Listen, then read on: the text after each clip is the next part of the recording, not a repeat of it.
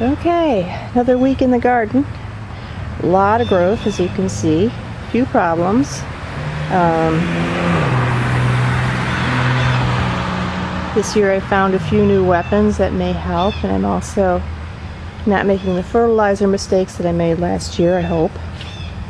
So, yeah, the two little ones there, it's one Corvette and one Magic Lantern, aren't doing very well. But the rest of them so far seem okay. There are a few female flowers, but I'm not counting anything yet because, as you know, I've told you a couple times, the first female flowers tend to drop, even if they are pollinated. So it's not something to worry about. Let's go to Howden. First take a stop at our mystery pumpkin. This is definitely a pumpkin, I think. I found a remnant of a seed at the bottom of it, and it was a pumpkin seed. Might be a Corvette or a Magic Lantern. I'd say it's more likely it would be a Corvette. But, no, Magic Lantern, excuse me. Judging by the shape of the leaves. But pumpkin leaves seem to be a little bit fluid in their shape, so we'll see. And here is the Howden. Howden does have a baby pumpkin on it, but, oh, she bloomed this morning. Here we go. I don't know what I'm getting here. There we go. But, we'll see. We'll see what happens with that. Probably will drop. And this poor little sick guy. Yeah, see that baby pumpkin there was pollinated. Sorry. But because of the condition of the plant, I'm betting it'll drop. It hasn't grown since it's been on there. It's starting to turn a little bit yellow. Am I getting that on the viewfinder at all?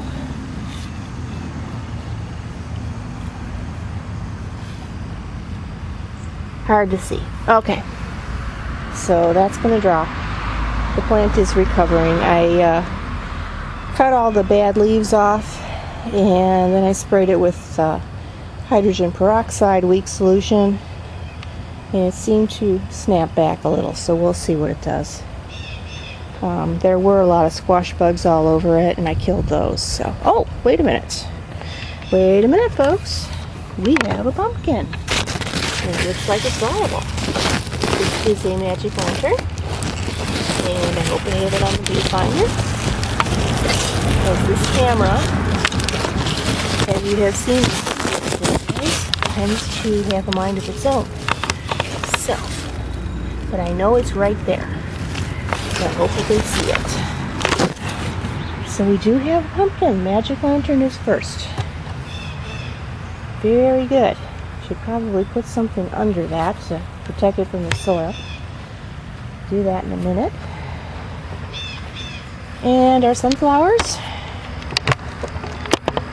Let's see. Doing very well. Everybody's blooming now. And again, what their names are, I have no idea. Because I threw the packets out. But I'm sure I'll find them again next year. There we go. And we have got 3 cucumbers on the way. They're way too small to pull yet. And oddly enough, one plant seems to be producing cucumbers and the other one nothing but male flowers. So that's interesting. And our tomatoes, billions of tomatoes, but nothing turning red. We did get a few Melrose peppers out of the garden this morning. If I think of it, I'll show them to you later. If not, next video. And Tam jalapeno has slowed down a bit, but still has peppers on it.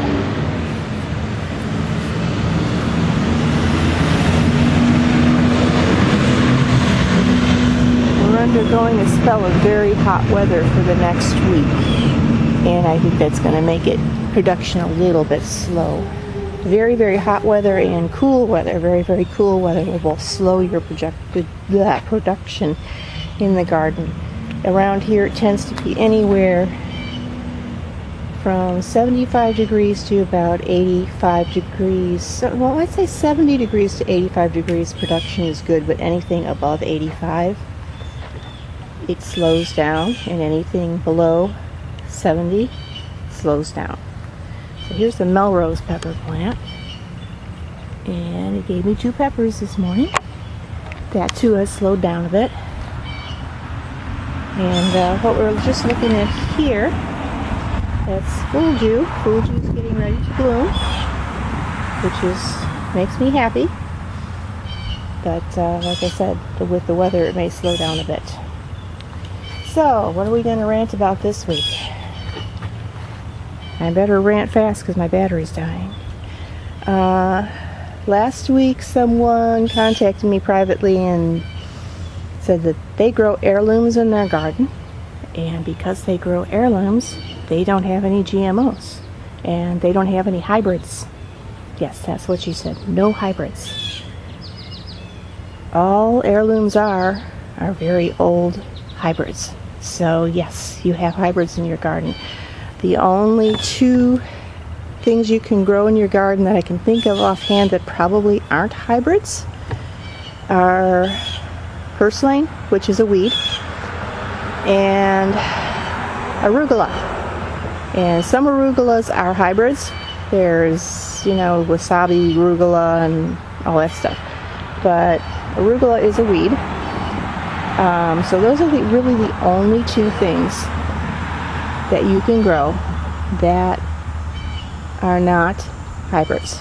Everything else is probably a hybrid. Yeah, I'm sure there's other things to add to the list, but those are the 2 I know about. Looks like we've got eggs there, so I'm going to cut that leaf off. Okay, the other thing. This week I'll talk about pumpkin varieties and selecting one. And next week I'll talk about the differences between growing giant pumpkins and growing jack-o'-lanterns. And there are many. And most of the internet does not address the subject of jack-o'-lanterns, and people get confused and they think they have to grow a jack-o'-lantern just like a giant pumpkin, which is a ton of fuss. Not true. It's a little bit of fuss, but it's not as complicated as growing a giant pumpkin. So I'll tackle that next week. But this week, selecting varieties. Most of the pumpkin seeds you find in your store, your average Home Depot or your grocery store, are or the Howden type. They're regular vining pumpkins. They're going to take up to 30 feet of space, maybe even more. They're good pumpkins. A lot of them don't have any resistance to powdery mildew, which is a huge problem with pumpkins. But they're going to take up a lot of space. And I did see a video made by a young couple, and it was pretty funny, actually. They put all their pumpkins into containers like I was going to this year, but didn't get to. And at the end of the season, the pumpkins had totally taken over the garden. They had crawled out of the containers. They were crawling all over the place. 50-foot long vines, it looked like.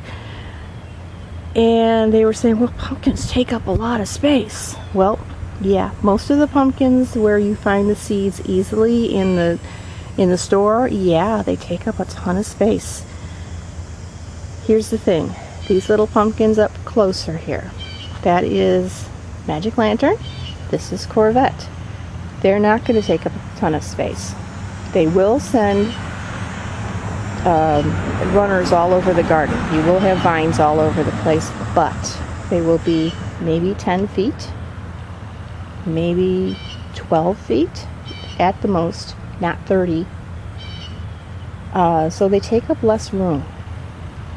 And you'll get the same size pumpkin if you're careful. You get typical jack-o'-lantern, 10 to 15, maybe even 20 to 30 pounds.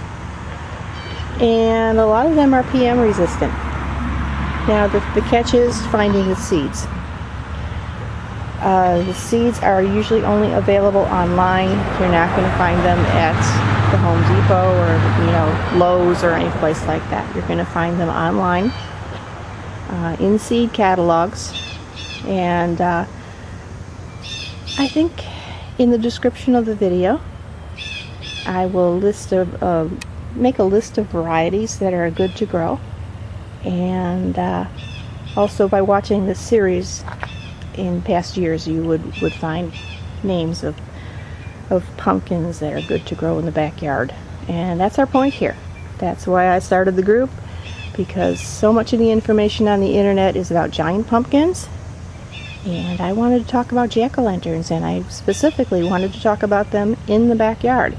That doesn't mean that the farmers in our group and the giant pumpkin growers in our group need to go elsewhere. They sure don't. They are valued and welcome. But this specific subject is why I started the whole Backyard Growers Society, Pumpkin Growers Society on Facebook and on MeWe.